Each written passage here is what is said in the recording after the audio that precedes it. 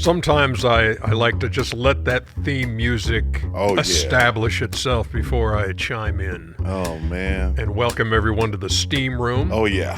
Charles Barkley and Ernie Johnson with you. Thanks for being with us, all you loyal Steamers. And it's kind of a Georgia-themed table we have here in front of us as the Dogs, the number one seed, going into the college football playoff. Everybody shouldn't have power, America. And we're going to be joined by a guy who used to wear that lid, Aaron Murray, now with ESPN and Sirius XM Radio. Good dude. Yeah, good dude, and he's going to join us to talk about the college football playoff. That comes your way in just a bit. You know, you've been so obnoxious. What? You've been so obnoxious. What did I just do? Yeah, for the last year, not just do. No. Oh, no. Since Georgia won, you've been obnoxious. No, I'm proud of my school. You are, but you probably going to go nuclear. No. If they win 2 in a row. Oh, me? No. No chance. I will hardly celebrate that. You would be unbearable if y'all won back to back. You say if? Yeah, you know. Did you say if, Charles? Ohio State's not going to be an easy game. Charles, did you say if? Okay, see, that's what I deal with, America. That's what I deal with. I figure if you're going to plant that seed, I may as well play it out. Before you do your first of all, I have my own first of all. Okay. I can't even prepare you for the story you're about to hear because when I heard it, I was dumbfounded. This involves Chuckster driving around the state of Alabama the other day, giving a call to our director of Inside the NBA, Steve Fiorello, a noted Cleveland Browns fan. The worst Browns fan in the world. Of all time. So just tell everybody the story, Chuckster, because this ranks on the, I don't even know what list you would call it, stupid as you can possibly imagine stories that you'll ever hear. Okay, go ahead. So, Steve Fiorello, number one, he's been wrong 22 straight years. Every year is the Browns' year. Yeah. So he's the biggest Brown fan in the world. Shout out to my boy Aaron Goldheimer up in Cleveland at ESPN also. So I'm driving to Alabama Sunday, and I'm like, man, this whole Cleveland Brown thing, playing the Texans, Deshaun Watson, Fiorello's got to be on fire. Yeah. So I pick up my phone. And of course, you had already you were stopped when you did this. Yes. You were not doing this while you. So I started talking. He picks up the phone and I says, "Yo, man, you got to be going crazy about this game today because this is unprecedented stuff going on." He says, "Yeah, it's gonna be interesting." And I was like, "You're not excited?" He says, "You know, I'm not that big a Browns fan." I said, "Yeah, okay, right." And then I says, "Man, this is going to be very interesting. This is going to be crazy, blah, blah, blah." He said, "You know, I occasionally watch the Browns, but, you know, I've been busy with the Clippers and Cavs games." I said, "We don't have that many Clippers and Cavs games." And I said, "Let me look and see who I'm talking to." And I pushed the thing to make it light up. I says, "Oh, shit, this is Fratello, not Fiorello." How long had this conversation been going on, Chuckster? About 15 minutes. I'm not gonna lie. 15 minutes of you talking to Mike Fratello and not realizing it's Mike Fratello and not Steve Fiorello, who you've also known for ages. First of all, it's ridiculous. Would you at least admit the names sound the same? Yeah, but not the voices. I don't really know people's voices over the phone like that. Because Fratello's one of my really good friends. Oh, yeah. So you recognized his voice right off as being identical to Steve Fiorello. I'm just telling you, man. It's just ridiculous, man. It was. I felt like such a dummy. Well, and you should. I should. I couldn't believe it. So did you finally admit to Coach Fratello, look, no, I thought I was calling Steve Fiorello. I did not tell Coach Fratello that I thought I was talking to Steve Fiorello. I'm going to call Mike today. Well, it's probably going to be one of those things that you just outed me. Snitch. Yeah, I sure did. Yeah. It's on a podcast listened to by billions around the world every day. I was like, I got to be the dumbest dude in the world. Mm-hmm. But then I called Fiorello, and we had a great little thing because, man. Well, I'm glad you made it right. I can't believe that you would talk to somebody for 10 or 15 minutes and not realize that it wasn't. Thanks, Browns +8. Thank you. Really appreciate the Browns +8. Normally that would be enough of a first of all, but it's not, because I can see by your crumpled up piece of paper that you have other things to talk about. I do. First of all, I want to give a shout out to a great friend of mine, Bart and Michelle Bryan. Just they big Auburn fans. I just want to tell them War Eagle. I love both of those guys. Have you seen them recently? Or I just talked to them. Are you sure it was them? Bart and Michelle are great. Bart is the guy who Shaq asked me. I gave him a shout out a couple years ago, and Shaq says, "Wait, what's his last name?" I says, "I don't know his last name. I call him Bart. I don't call people by their full name." Him and Michelle have they're veterinarians in Charlotte, so they're very successful. Well, that's great. Yes, so they big Auburn people. Man, Jalen Hurts should be the NFL MVP at this point. He is flat out balling right now. Shout out to Jalen Hurts, man. He has been fantastic this year. My Eagles are 11-1, and Super Bowl, here we come. My Eagles. And I don't know this dude, but I like him, Jimmy Garoppolo. Yeah, he got hurt the other day. He did. Saw, yeah. I like him a lot as a player. I want to know why they're always trying to get rid of him. They tried to fire him before the season started. He didn't complain. Then the Trey Lance kid got hurt, and Jimmy just came out. He's been balling. So I've never met Jimmy Garoppolo, but man, he seems like Who's the kid who came on for him? He's from Kansas State. Brock Purdy. Brock Purdy. Yep. Yeah. Was he the last pick in the draft? He was. He was Mr. Irrelevant. Yeah, man. I just saw bits and pieces of that game. Yeah, it was crazy. Day. He came out and he was balling. But I just like Jimmy Garoppolo, man. All he does is win. And they always trying to get rid of him. And all guys on television do is criticize him, which is pissing me off. Mm-hmm. Thought the objective was to win. So shout out to Jimmy Garoppolo. I want to give a shout out to U.S. men's soccer. And my boy Taylor Twelman, who he's the only person I listen to when it comes to soccer. Obviously we lost to the Netherlands. And I saw this dude take a shot at me from the Netherlands. You were part of the hype video for I know. The Netherlands going into that game. And this dude took a shot at me on Twitter, apparently. He says, "You all bark and no bite." He took a shot at me. Mm-hmm. His name is Memphis something. Memphis, when I see you, I'm going to open up a cookie, whoop ass on you, Memphis. And prove that you're more yes, Memphis, whatever your last name is. Somebody name you after the city. Hold it. Suddenly you're taking exception with stuff that's on Twitter? I thought you didn't pay attention to that. The only app I got is Bleacher Report. That's where I get all my social media stuff from. I don't do the Twitter, the Instagram and stuff like that, or Facebook. But I watch. You almost said Instacart because you get a lot of your groceries from there. I hate people who shop like that. It's convenient. No, it's lazy. It's convenient. It's like Amazon. Might have a lot of stuff going on. If you're too lazy, might be talking to somebody on the phone you don't recognize. If you're too lazy to go shopping, you shouldn't be just picking up a computer ordering crap. Take your ass to the store. Welcome to 2022. Yeah, go to the store. Dinosaur man. Listen, I'm anti-technology, brother. I know you are. That's why I called you Dinosaur man. Okay, so Dinosaur man. So I guess apparently I called Tyler on the show last week. That's not surprising. But Taylor is a great dude. But the men's soccer, they made it to the shootout round. Knockout round. Knockout round. And I'm just happy for those guys. I don't know anything about soccer. I'm not going to lie. I know our women's team is the best in the world. But that's all I know. And I think we're going to start broadcasting soccer soon, right? Yeah. Okay, I'm excited about that. I might pay more attention if it's on our network. Y'all sure y'all don't want to show another Law and Order rerun? I mean... when you do this, do you call me y'all? You the man, like I make the decisions on programming. So y'all gonna show soccer so we can't see them solve a crime in an hour? Just for the record, it don't work that in real life. I think a lot of people were confused by that. They thought that all crimes were done, and with commercial breaks. Yeah, that's exactly right. And even shorter time if you're streaming it. That's right. Hey, so all you really need to do is turn it into the last 10 minutes, and they'll tell you who committed the crime. Just look at the first 10 minutes, go out and do something fun, catch the last 10 minutes. That's how crime works.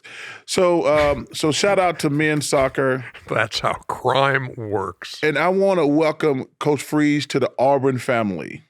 He gave me a call last week. It meant a lot to me because I was actually getting ready to get his number to call him and welcome him to the Auburn family. Well, you wouldn't have recognized his voice anyway. You would have thought it was Fratello. But I'm really excited, and I'm gonna look. into this camera right here. Auburn people. And this is especially effective on podcasts. Yes, Auburn people. Coach Freeze is our coach. Let's support him 100%. Obviously, you guys, shout out to Deion Sanders, the new head coach at the University of Colorado. He's going to do a fabulous job there. And obviously, I think everybody know I wanted Deion to get the Auburn job. So, Deion, you know I love you, man. Good luck at Colorado. I know you're going to be successful. But at Auburn, we got Coach Freeze. I support anything that Auburn does. Coach Freeze, good luck. Welcome to the Auburn family. Can't wait to meet you. And war damn eagle. And I'm going to finish up with this. About 6 or 7 years ago, I got tickets to the Army-Navy game. It was one of the greatest experiences of my life. And I've done a lot of shit, Ernie. You know that. I know you have. Yes. Legal and illegal, but they haven't busted me yet. I know you have. Going to the Army-Navy game was one of the greatest experiences of my life. One of those things that transcends Yes. the sport of football. Yes. It's an event. And so then I made a pact that I would never miss another one. And I went to 3 in a row, 4 in a row, and obviously the last couple I couldn't go to because of the pandemic. And the reason I said that, I can't go Saturday because I'll be working the match. Right. I'm excited about the match down in Bel Air, Florida. Can't wait to get down there. But I just want to tell the Army and Navy guys, man, it is one of the coolest experiences of my life. What's the best part about that day? Is it the game itself? Is it the tradition? Yeah. The Is it the marching stuff leading up to it? Is it? Well, what was crazy, so in Philadelphia is probably the best place to have it. So Philadelphia has all their stadiums like in a little area, like a 2-block radius.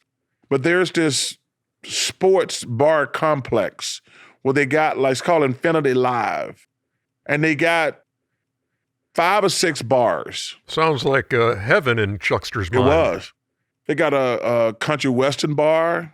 They got like 5 bars. But I go into the sports bar, and you in there with all the Army, Navy people, and they're just, the pride, the joy, what they have, Ernie, is incredible. And then when they sing to each other after the game, so we got to the bar obviously early because you didn't want to battle with traffic, and that's where they got the alcohol at. And to see the troops marching in with so much pride, and I can't wait to go back next year. Because like I say, I'm never going to miss another one. But like I say, it was one of the coolest, most amazing experiences of my life. And I just want to thank all the soldiers in any form or branch of service you ever did.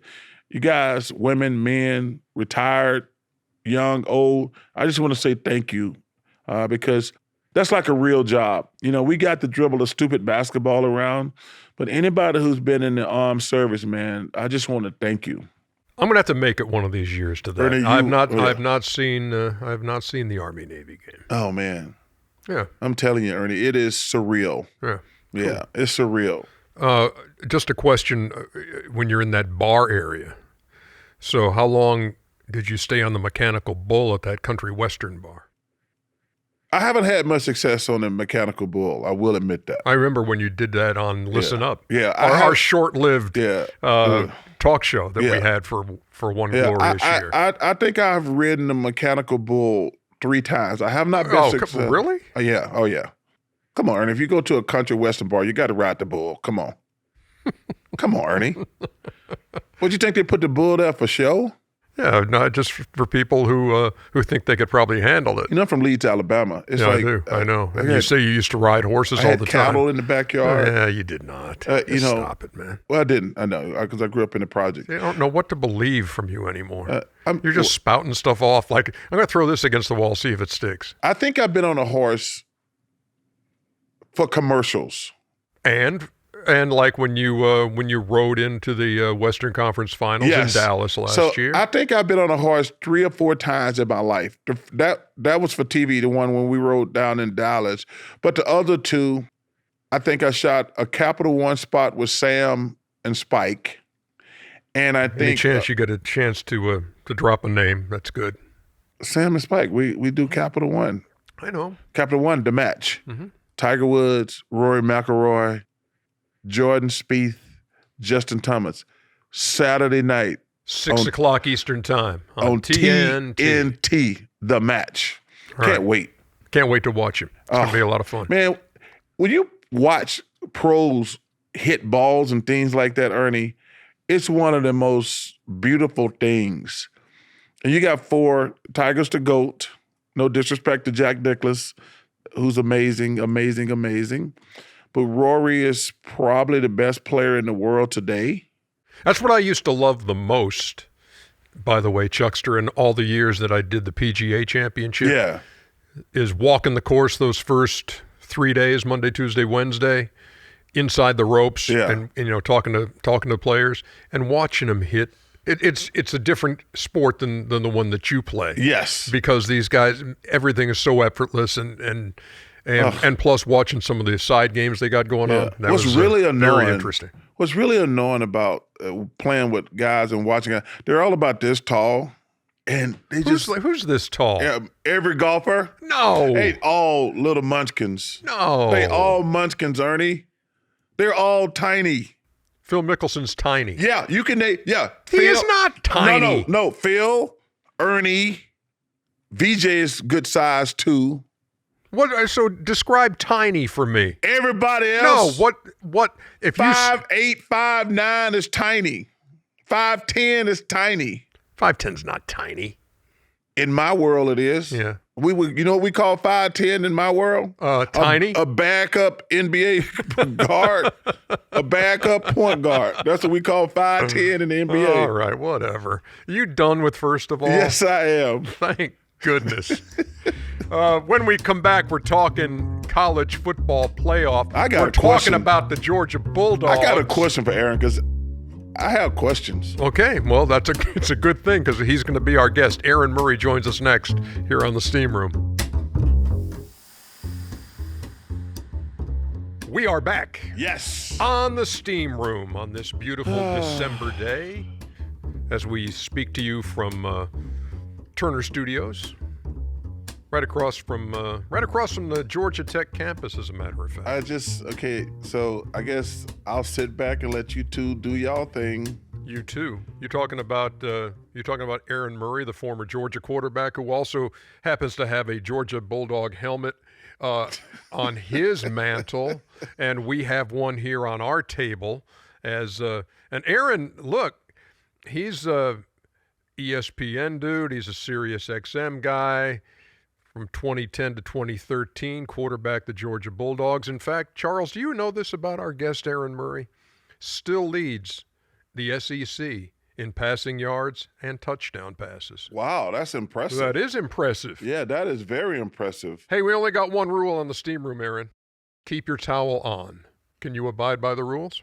I can follow the rules, and I'll play nice with Charles. Listen, I live next to an Auburn family, so I have to deal with that nonsense at least once a year, unfortunately. So nonsense I've learned to play nice with the Tigers. I've learned to play nice. Yeah. Well, listen, you tell that beautiful family, War Damn Eagle, please. No, there's not a chance he's going to say that. That's exactly right. No chance. No.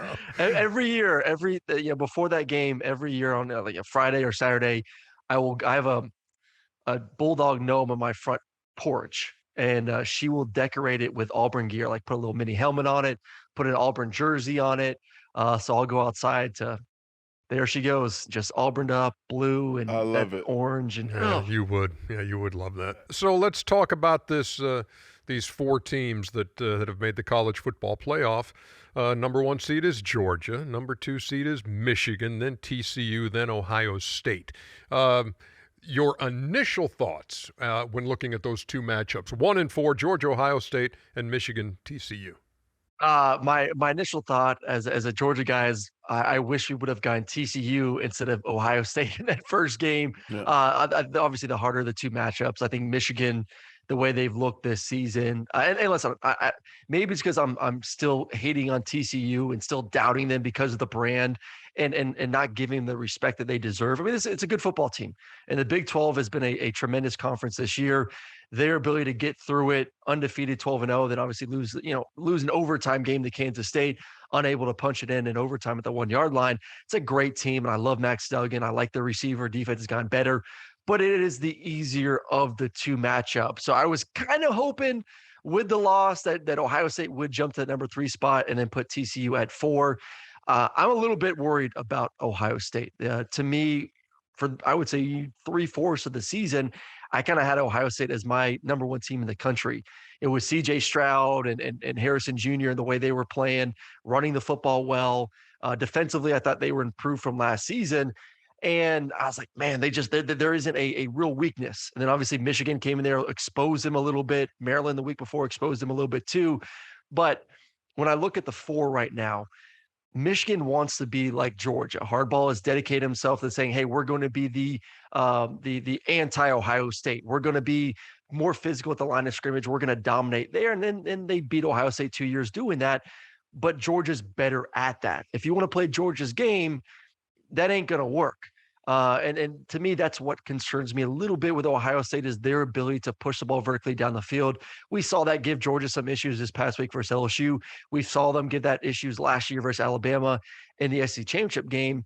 When you got a quarterback like CJ Stroud, when you got the receivers, when you got the running backs, gives me a little bit of a hesitation. The good thing for Georgia is I do like them on offense. I like what Stetson's doing and Brock and Washington and McConkey and, the Kenny out of the backfield. So I think they'll be fine scoring. I just hope the defensive backs are ready to go here in 3 weeks. Okay, so this is painful for me to ask you this question. Did Alabama have any gripe? No, Alabama did not deserve to get in. Alabama, you take away – I can't say take away the A on the helmet because they don't wear an A on their helmet, but take the A away off their jersey, and it's just a good football team. I think we are giving them more credit than they deserve because it's Alabama, because it's Nick Saban. This is not an elite football team this year. This is a team that struggled on both sides of the football. They have okay skill positions. Really, it's the quarterback and the running back. Defensively, it's Will Anderson, and then other than that, they've struggled on the back end. They lost to 2. We all know they've struggled in other games this year, almost losing to A&M, almost losing to Texas. If you strip everything away and just watch the tape, you would probably say this is maybe the 7th, 8th best team in the country and not even the 5th best team in the country. So no, I don't, I was getting blown up all weekend by Alabama friends and people on social media saying, you're just scared. You don't want to face Alabama in a rematch of last year. You don't want to face Alabama in the playoffs or a national championship. I'm like, yeah, we do. You're not good. Georgia's the better football team this year. Plus, we got that monkey off our back last year. We beat you guys. So I don't think anyone right now is scared of the Alabama of 2022. And honestly, you look at going forward next year, unless they get a top guy in the portal at the quarterback position, I don't know if they're going to be in the playoffs again next year. They got some holes and they're losing a lot of guys as well. I don't know, man. Call me a cocky Georgia fan right now. I think clearly at the moment, Kirby Smart is kind of overtaken the big bad we want Georgia mentality from the rest of the nation and less of a we want to face Alabama because we're so scared of them and want to knock them off. I saw Nick Saban on one of the shows the other night at halftime of one of those conference championship games when he was making a case for Alabama. And he said, look, if you want the 4 best teams, then he thinks they should be in. He said he thought they would be favored against those other teams in there. So do you think Alabama would be favored against Michigan, TCU, or Ohio State? Well, if we're going to play that game, then every single year Alabama is going to be in the playoffs because, yes, they have more 4- and 5-star athletes than anyone else in the country. So if you want to look at just personnel-wise, then we'd have the same playoff every year. It'd be Georgia, it'd be Ohio State, it'd be Alabama, and probably Clemson. And shoot, you could say TCU. Oh, we have more 5-stars than you do, so we're more talented, so we deserve to be in the playoffs. That's not the game we play here. You also were favored versus LSU. You were also favored versus Tennessee.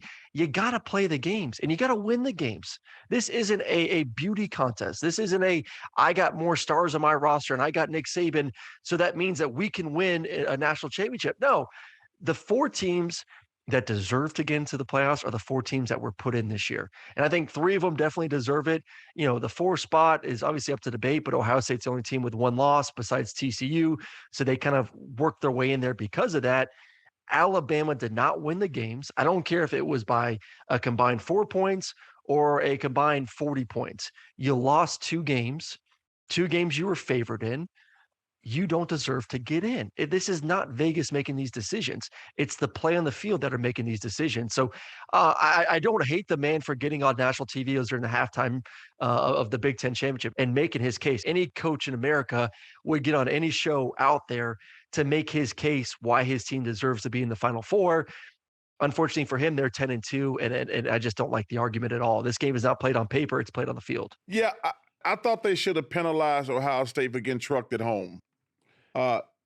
Listen, because Alabama had 2 good losses, in my opinion. And trust me, is this an Auburn guy going to bat for Alabama? I'm just saying. Are they good losses though, Chuck? At Tennessee, at LSU, they were both in the top 10. And going to Baton Rouge and going to Knoxville, those are not, it ain't Michigan coming to your house pummeling you. That to me, like I say, I got no problem with the 4 teams, but I'm saying I understood what the Alabama people was saying. I'm like, wait a minute. Well, I understand it too. We lost at Tennessee, which was a top 5 team until Hooker hurt himself.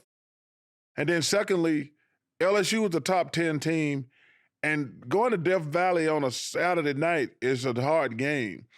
But the reason I said I might have moved Ohio State, I'm like, you lost at home in a rivalry game, your biggest rival. Not only did you lose, like TCU lost in overtime by a field goal. Michigan came to their house and beat the hell out of them. That to me is a really bad loss. Yeah, and not only did they lose, they lost. And Blake Corum was even playing. To me, I don't think either team deserved to get in the playoffs at the end of the day. Like there's 3 teams that deserve to be in the playoffs. It's Georgia, it's Michigan, and it's TCU.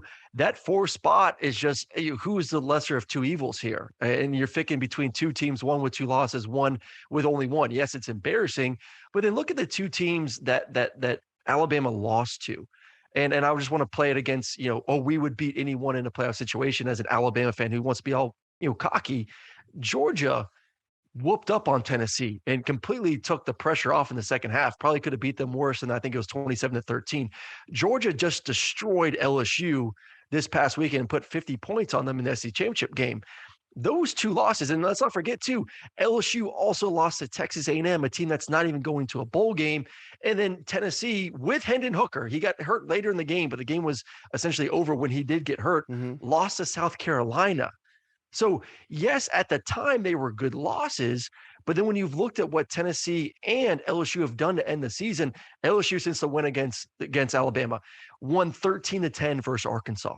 Not a great win. Lose and got embarrassed versus Texas A&M, and then got their doors blown out versus Georgia. Those losses now look worse than they did early in the season, where for Ohio State, yes, it sucked. You got your butt whooped. It got handed to you. It was at home. It was embarrassing. But it was to a now 13-0 number 2 team in the country in Michigan. So Michigan compared to what Tennessee and LSU are now, I think the committee looked at that as well.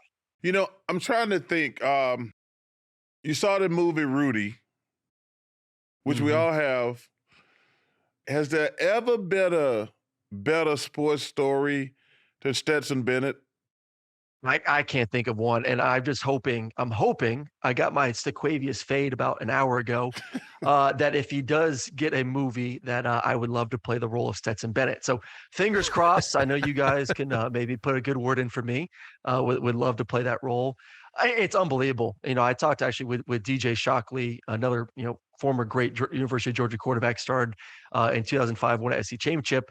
And I asked him the question, where does Stetson rank in the history of Georgia quarterbacks? I mean, you got guys like Buck Bellew who won a natty, Zaire and Greeny and Shock and Stafford, myself, Jake Fromm.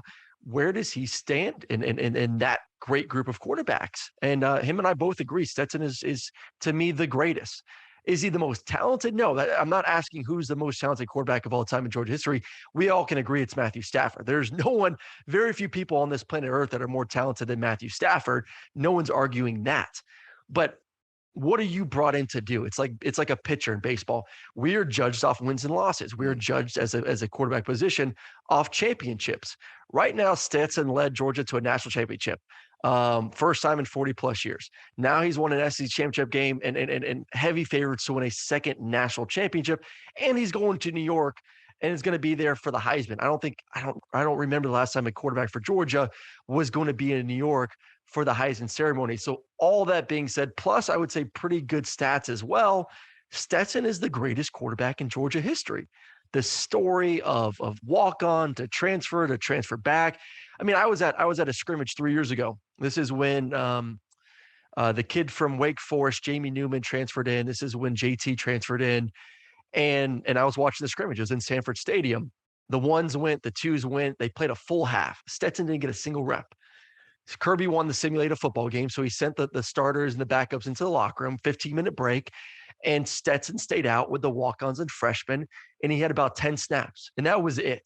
And then out came the ones and twos. They got the second half, and that was the scrimmage. Stetson was not given an opportunity, and that was kind of the rest of camp, how it went. All of a sudden, JT's not ready. Jamie transferred out. The other guys kind of were a bust. Stetson, go save us. Boom, played well. Same thing happened the next year. Stetson's not getting any reps in camp. It's all about, let's get JT ready. Let's about, getting Carson ready, the future of Georgia, get him ready in case something happens to JT. JT gets banged up. Stetson's thrown out there, leads him to a national championship.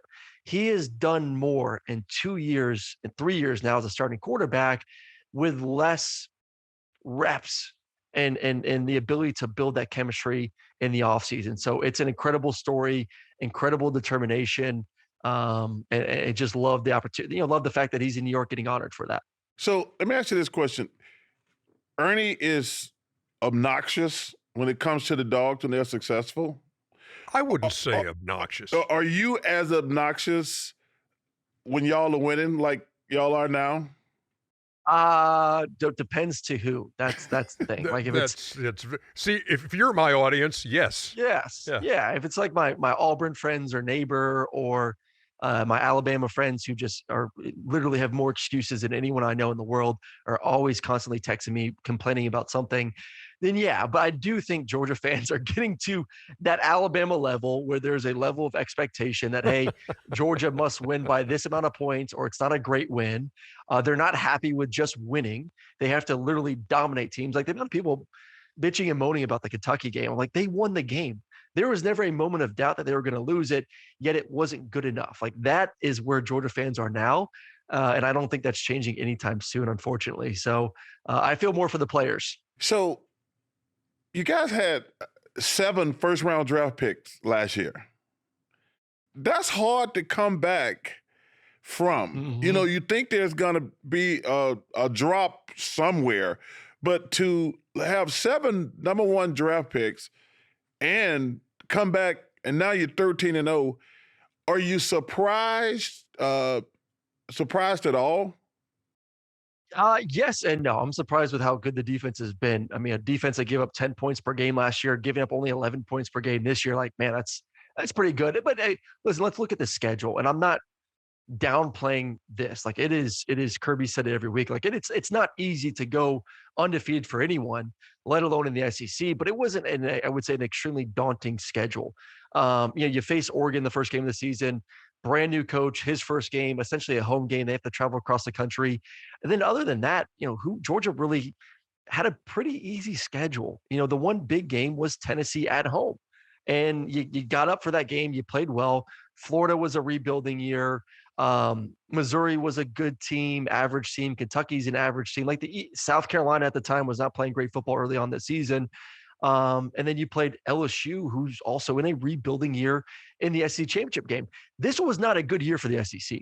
So for Georgia to have to go through their quote unquote rebuilding year as the SEC's kind of down was a recipe for success. And plus, listen, Kirby stockpiled a bunch of 5-star guys on both sides of the football. You got a returning veteran quarterback. You got the best, I think one of the best players in the country on both sides of the football, and Jalen Carter at defensive line.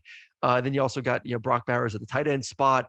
A lot was handed to them to go out there and do it. Once again, I'm not taking anything away. To go 13-0 is unbelievable. To be favorites to go win the national championship, and I think they are going to win the national championship, is a hell of an accomplishment after what they lost last year. Okay, before we let you go, so you look ahead a few weekends, and we got your final answer already. But, okay, game one is Michigan and TCU. Who you got? Oh, I think Michigan rolls in that one. I got the Wolverines. And then you've got Georgia and Ohio State following, obviously. Since he thinks Georgia's going to win it all, we got Georgia winning that. Okay, then Georgia, Michigan, and this is fuel for, if this is the way it turns out, this is fuel for the Wolverines because Georgia knocked them out last year.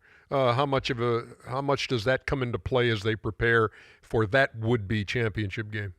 I think Michigan is playing with a lot of confidence right now, and I think like last year was like, okay, the issue is sometimes you set goals, and once you reach those goals, you kind of take the pressure off a little bit. And Georgia was a better team last year. Don't get me wrong, but Michigan for them is like, can we just beat Ohio State? Can we win our conference? Can we get to the playoffs? They accomplished that, so they got a little bit of taste. They got that feeling in their mouth, and I think they're out to take that next step and win a national championship. I just don't see it being close, honestly. Like if you get I think if Georgia beats Ohio State, the national championship is essentially over at that point. Michigan, and what they do offensively, especially without Blake Corum. And I know the backup has looked really good. He's had some speed, number 7 there, but Georgia's defense is going to eat Michigan up. Like I think that game could be essentially a blowout. I look at if they played in a natty game being somewhere around in the mid 30s to like 14. I don't see it being much different than it was last year. Georgia is a better version of what Michigan's doing. Michigan's a good football team. They just don't have the horses that Georgia has on both sides of the football. So I think they would take care of business in a big way. We know who you want to win the Heisman. Who does win the Heisman? If it wasn't for some nail polish, I would say Caleb Williams. But talking to a lot of Heisman voters this past week, a lot of people were really rubbed the wrong way about putting the explicit Utah on his finger nails this past weekend. And listen, I don't have a vote. I would still vote for Caleb. I think he's the best player in the country. That would be my 1 would be Caleb, 2 would be Stetson, 3 would be Max Duggan. But there's a lot of people that their feeling is, hey, yes, it goes to the best player, but there's also, how do you carry yourself both on and off the field? To be a Heisman-like guy is more than just going out there and throwing touchdowns. And when we saw him versus Utah, and he didn't have a bad game versus Utah. I thought he played fine. I thought he played well enough to keep that number 1 spot. Even with the loss, that was more on the defensive side. But I'm telling you, it rubbed a lot of people the wrong way. So I think if it's a close vote and he does lose, I guarantee it's because of the damn fingernail polish he put on his hands. Well, let me just say this before we let you go. First of all, if you're going to put it on your nails, you better win the game, first and foremost. Yeah, you better win the game. So you think Caleb Williams is the best player in the country? Because that was my last question. Who you think was the best player in the country this year? Caleb, all day long. And listen, the Pac-12 was a good conference this year too. It may have been the second best conference in America behind the SEC. Big Ten was down. Big Ten had Michigan, Ohio State. Yeah, they're a little bit more top heavy. But other than that, Penn State was good. And then there's a massive drop after those 3 teams. The Pac-12 had Oregon, Washington played well. Utah obviously won the conference. USC, UCLA played well. Like that was a competitive conference to get through. And I thought he played really well in big time games against UCLA, against Notre Dame. And his ability to throw the football, run the football, be a playmaker, there's no doubt in my mind he is the best player out there. I think he's going to get dinged for the nail polish. I think he's also going to get dinged for the fact that they're, not playing for the playoffs, that they lost their conference championship game. And that's kind of the last thing that voters saw from him compared to, Max Duggan putting the team into overtime. Then obviously Stetson, throwing whatever 4 or 5 touchdowns versus LSU in the SEC championship, leading his team to being 13-0. Aaron Murray, lots of good college football talk, man. We appreciate you. Thanks for taking a chunk out of your day. We do appreciate it. Quit ducking me too. Call me. Let's go play. Let's go. Come on. I gave you 6, 3 aside. That's all I want. 3 aside. Oh, and by the way, go Dogs. Oh, Lord. Go Dogs. Thank you, Aaron. Hey, boys. We're back in the steam room with the legendary longtime producer of Inside the NBA, Tim Kiley. Boy. Ernie, can I be called lionized? Lionized. What does that mean? It means like you're old? Well, no, but you're famous and you're Yeah. Well, then you can't be called lionized. Yeah. Are you sure? I mean, you're only a legendary actually just to Ernie. That's it. But that's an old Eagles song, isn't it? Lionized. Lionized. Maybe. I thought. Oh, you said lionized or lionized? Lionized. Lionized. See, Different yeah. word. Okay. You like our new I like that a lot. centerpiece? I have a question. Can that fit on his head? No way. Come on, No, nothing can fit on his Come head. on, man. You don't even want to try? Nothing can fit on your head. I'll try it. Yeah, put it on there, Hey, man. Hey, listen. When you're number one and ain't lost a game all year, you get to do what you want to do. Make sure you buckle your helmet. Man.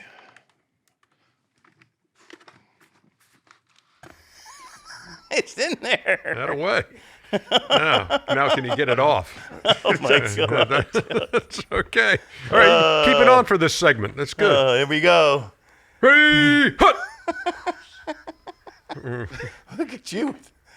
Oh, my God. Oh, you didn't want to keep it on? That's all right. Hey, thanks for putting that centerpiece down there, Chuck. That's a good idea. It was a good idea. All right, Legend, what you got today? Well, I just wanted to get earlier. You touched on it, but I just wanted to get a serious opinion from you on Deion Sanders. People are giving a little bit of grief his way that he's leaving Jackson State behind and all that sort of stuff. If you have a job and you leave it in a better place, and he's upward mobility. First of all, Jackson State has got more credit, more notoriety in the last 3 years, and they got College Game Day to come down there. Is he supposed to stay there his entire life? That's one of the stupidest things ever. And let me tell you something. He's going to do a fabulous job at Colorado. A fabulous job. You know how I know that? Because Deion Sanders ain't never failed at Because anything. he says he's going to. Yeah, but Deion Sanders has never failed at anything in life. And I'm glad, obviously I wanted him to go to Auburn, but he went to Colorado, and he's going to be successful. I'm just a big Deion fan.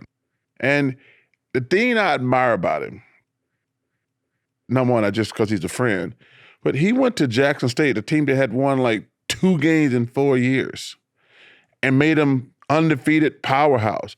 And now, instead of going to a program that's already built, he going to the bottom of the Pac-10, 12, whatever it is now. So he is actually, he's Deion Sanders. He could have got any job at any college he wanted to. He went to Jackson State and made it a powerhouse. Now, his next job, like I say, he could have stayed down at Jackson State and won for the next 3 or 4 years. But he went and took a job, a team that won 1 game. So if you don't admire that, you're just an idiot. You got to admire what this man has done. Fun fact, he and I have the same tailor, by the way. David Corbett in St. Louis. Really? There you go. Bespoke apparel. Well, I haven't seen Deion in a suit in a long time, in fairness. Every time I see him, he got his coaching gear on. David makes all that stuff for him, too. Yeah. But Makes him, man, so- I'm excited for Deion. Hey, Shout out David Shout out. Corbett. What you got today, Well, GK? it's bowl season, Ernie. It is bowl season, It as a is matter of bowl fact. How many season. We have bowls some- are there? There's too many bowls. Yeah, there there's are too many lots of bowls. bowls. But I it miss gives the you a chance days to- when you couldn't wait for the, the that Rose day Bowl, when they would announce the bids and teams gathered around. It was like, oh, and They now got to it's- kill some of these bowls. Well, you're going to get a chance to, in a sort of a way. We're going to have a little fun with you. These are a list of bowl games. Some are real and some are fake. Okay. And you have to take your shot at it. I know how much you like contests. So, Yeah, okay. you ready? Some of All these- right, okay. Ernie's first. So, right. Ernie, go. So these are real or fake, Chuckster? Wait, why you got a paper? Because he and I are throwing were these out at you. teammates. You're the only one doing this. Oh, okay.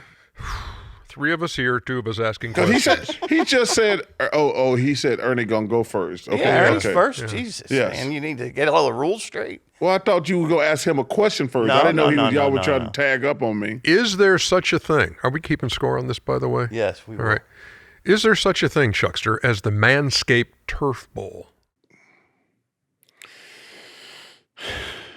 See, this is gonna get Anytime, me. This Chuck. go. Hey, calm down, little fella. This is gonna get me in trouble. Because if I miss this one, this will be twice. This will be twice. This will be twice what? What? Did I turn down Manscaped? Oh, yeah. Oh, well. Because I don't right. Manscape. Okay. And Real I- or fake? And I turned it down on Shark Tank. Yes, you did. I'm not gonna go down twice. There is a Manscaped Bowl. It's Fake. not? That's a fake one. How about Sorry. the Tony the Tiger Bowl? Yes or no? Fake or real? Yes. You're right there. Correct. Yeah, yes.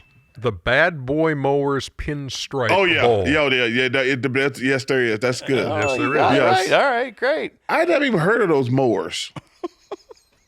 Well, maybe you'll get a sponsor for the show now. Okay. No. You ready? How about the Microban Cleaner, Fresher, More Durable Bowl? You know, Microban's my know, you jam. love that stuff. That's not a bowl. You're You're rolling. on fire. I love that Microban All right. stuff. Speaking of sponsors, Ernie, Yeah. The right? Tractor Supply Prairie Bowl.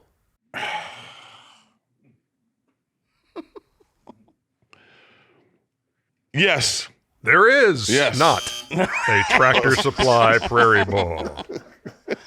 All right, Chuck. CanadaDry.com Bowl of Poutine Bowl. No, that's not a thing. Bowl of poutine. Where did you come up with this name? Legend? That's why I want to be All right. lionized. San Diego County Credit Union Yes, Holiday Bowl. yes. You know that before I even Yes. said holiday. Oh, wow. I've seen that bowl Yeah, before. so you've only missed 2 so far. Yeah. Oh, man, Ernie's a genius. How he keeps track Oh of my this. God! Y'all, I could never do y'all, this. Don't y'all hurt yourself. ready? Him calling You you a ready? legend, you calling him a genius. Don't hurt yourself. Pat yourself He on the is a back. Your dog. turn, legend. He's a dog. Hey, is what he TK. is. Hey, legend. It's your turn. Oh, it is? Okay, Yeah. man. We are running long. Jimmy Kimmel LA Bowl. There actually is. You're rolling. Because Jimmy Kimmel, he's one of my favorite people. He keeps inviting me to Idaho. I wish you'd go. Yeah, why don't you go to Idaho? See some moose, maybe Hey, a big bear. hey. In the words of what's my man who played for the Bulls? Michael Jordan? No. Scottie Pippen. No, the guy who said maybe says nobody ever says they want to come to Cleveland. Oh, that was Joachim Noah. Joakim Noah. Yeah. Hey, Nobody ever said, yeah, I had a great vacation. in nobody ever Cleveland. said I want to go to Idaho. Where is that? Come Only on. Fiorello Fratello. That's They exactly live right. there. Hey, seriously, hey, let me ask you guys something. Yeah. When have either one of y'all said, "Hey, let's go to Idaho"? Nobody says those words. Idaho? Other than I don't potatoes. think I've Other than potatoes, name me another fact about Idaho. Spuds. That's a potato food. I know. Okay. I thought I could get that one past you. Hey, up next, Up next, Ernie, you're up next. the Lemon Tasty Cake Citrus Bowl. Well, first of all, lemon tasted cake is one of the greatest things ever. Oh, no doubt. I'm gonna tell you something, TK. Oh, here we go. Another aside. Holy No, moly. you get 2 lemon tasted cake, Uh-huh. mash them, put it in the microwave about 10 seconds, Yeah. put some vanilla ice cream on it. Oh, over. heaven, y'all. Heaven, y'all. That is not a Lemon Tasty Cake Citrus Bowl. Lemon, citrus, Lemon Tasty Cake Citrus Bowl. you keep saying it, so I'm gonna still say no. Oh, You man. are correct. It is Okay. You are correct. The Troll Bowl. The what? The Troll Bowl. That's got to be a bowl. I'm gonna go. No, that's not a bowl. couldn't really follow your thinking. That's got to be. Exactly. No, it's not. Okay. Just a few more, Chuck. Just sweat through. Cheez-It Bowl. Oh yeah, for sure. Where do they play that Cheez-It Bowl? Nashville. I have no idea. Okay. Just throw it All out right. there. Bonus round. Bonus Yeah, round. fun. Bonus round. Yeah, fun. The Astro Blue Bonnet Bowl. No, that is actually a bowl from the 70s and 80s. Yes. Yes. And you know where they played it? Texas, Where? the Astrodome. Thank you very much. Well done. Last one. Last one. Everything's riding on this one. I'll give you 150 points to add to the to your total if you can tell me if there is a CarQuest Bowl. I didn't watch all the bowl shows because Auburn wasn't in a bowl. I normally watch the one, but Auburn was struggling now. There is a CarQuest Bowl. No, there was a CarQuest Well, so Bowl. that's a yes. No, it's a what? No, it's a defunct, Chuck. That's just like Astro Bluebonnet Bowl. That's defunct, and so is CarQuest Bowl. You missed it. 10 and 3. I'm going to ball this Last thing one. up. You can use this for your first of all for next week and just write on that because that's normally the sheet that appears out of your pocket. No, Last so one. This is to get Ernie to go to the Army-Navy game. General George Marshall, one of the famous generals of World War II. he didn't do Game of Thrones. No, he did not do Game of Thrones. He said, I have a secret and dangerous mission. Get me an Army football player. That's how badass they are. Well, what about the Marines? He asked for an Army football player. Okay. Just take the quote as it is, okay? Well, now you're pissed off the Navy people. They think they tough too. They're all It's great. just a quote. They're all man. great. It's just a quote. It's not from the fertile mind of the legend. It's a It was quote. really funny when they started going back and forth telling jokes on each other. The Army Navy was pretty Exactly. funny. Yeah. Yeah. And you were able to hear that In the over the sound of the mechanical bull that you were riding in the bar area. Okay, very good. Shout out to Army Navy. Gotta miss y'all. Shout out to the Chuckster doing the match. Shout out out to there, all all you y'all. for being loyal steamers. Yes. And we'll be back with Chuck's answering machine Next. in just a second. Next. Next.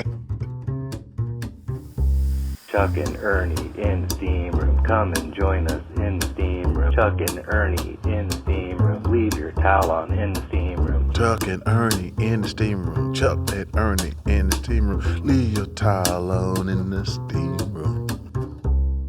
404-987-0330 is the number of Chuck's answering machine, the way we wrap up every episode of this podcast called The Steam Room. That's you see why I love karaoke right there, right? Yeah, I do. That's why they call me Old Brown Eyes. If you would tone it down like you did there, it'd be good. It's when you start going at the maximum vocal range that you have when things get really uncomfortable and ears begin bleeding. You know, just get it from down here. Call number one. Hello, world. This is Charles Barkley. Leave me a message. Hey, Charles. This is Brett Melnick calling from Washington, D.C. I just listened to your episode with Bill Hader, and you guys were making a lot of really funny jokes about all of Bill's impressions that he can do, and it got me wondering, what is Charles's best impression? I'd love to hear it. Thanks, guys. I love the show. Have a good one. Bye. Yeah, Brett, that's awesome because That is Chuck, awesome. Number Chuck one, has got a wide range. Thank you for being the law steamer. Of great impressions. And thanks for the Commanders for overtime the other night, too. Well, you got NFL on the brain right now, NFL man. is great. Yeah, NFL well, is great. you need to scale that back a little bit, Yeah. babe. Way to go. Maybe just bet on one game a week. And give Taylor Heineke some love, too, Okay, go ahead. because he's balling right now. Give me an impression there. Probably my best impression is Shaq. Let me see. Yeah, I don't understand why they just don't get the ball to the big man. I mean, coaching doesn't matter. I was great without coaching. You guys kill me talking about coaches. Just get the ball to the big man, let him dominate. The question, though, is he had 28 and 14, but can you do that tomorrow night too?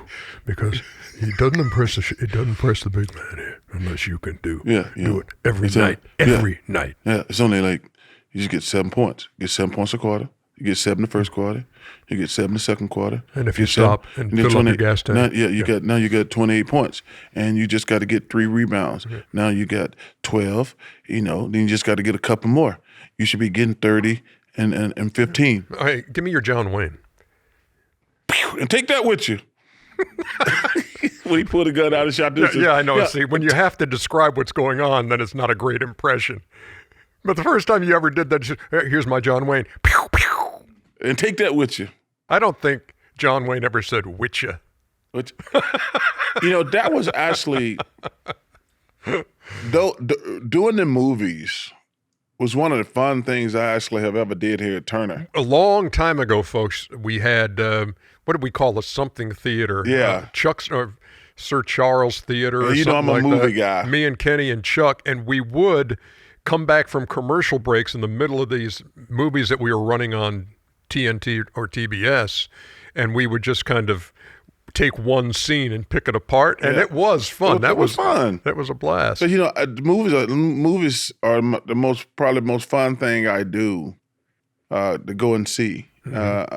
I'm getting ready to go see Wakanda. How long's it been since you've been in a movie theater? Do you go a lot still? I actually just went back for the first time and saw Maverick. Yeah, what'd you think? It wasn't bad. Yeah, I want to meet Miles Teller. Actually, I would too, because you still haven't seen the movie I told you to see that he was in, where he was spectacular. Whiplash. you're right. I haven't seen that J.K. yet. Simmons. I have some. Teller. I love me some J.K. I know. He was great. I met him, and he was really nice Dude, when I you met need him to at the watch hotel. Whiplash. Wait till you see him in Whiplash. You're talking about Miles Teller. I want to meet Tom Cruise too. I never met Tom Cruise. I did. You did? Yep. I'm working local news, WSB TV in Atlanta in the 80s. Somebody calls me from Road Atlanta, north of the city, and says, hey, Tom Cruise is out here running some hot laps in his car. And this is when Doing what? Doing laps at Road Atlanta. Oh, you mean driving around? Oh, he must have been getting ready for Days of Thunder. I bet he was. Yeah. And so I said, well, that's cool. So Dave Darling, my photographer, and I go up 85 North up to Road Atlanta, say, hey, let's just see if he's still up there. Maybe we can just do a quick sound bite and have a little piece for the evening news.